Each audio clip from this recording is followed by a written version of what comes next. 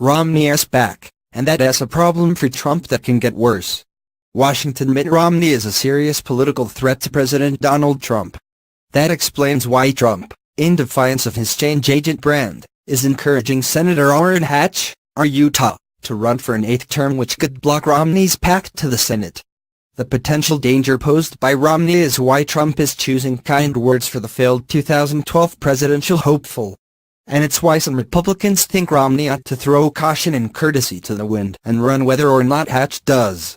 All the old lanes and rules and mores and norms have just been blown apart because of Trump. You end up in a situation where the last person playing by the rules loses, said Rick Wilson, a Florida-based GOP strategist and major Trump critic. Mitt Romney should consider running for the seat. It's easy to see a scenario in which Romney combines his national name recognition and the platform of a Senate seat to become a persistent thorn in Trump's side, the leader of the establishment wing of the Republican Party, who has some credibility with conservatives, a reputation for decency and easy access to the national media. While that's a nightmare for Trump, it's a dreamscape for Republicans who feel like their party, and its commitment to conservatism, was hijacked. In March 2016, Romney re-emerged on the national political scene to call Trump a phony, a fraud, who was playing the members of the American public for suckers. It was a cathartic moment for the GOP establishment, and it marked Romney as a champion of the anti-Trump forces in the party, but the episode also hurt Romney's relationship with the future president, who had backed him in 2012.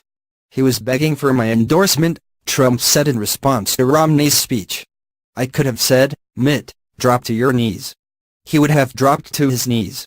Several months later, when Trump considered naming Romney Secretary of State, making sure the media snapped a picture of them dining as the matter was being discussed, the denouement was public embarrassment for Romney, who had been portrayed as groveling by Trump confidants.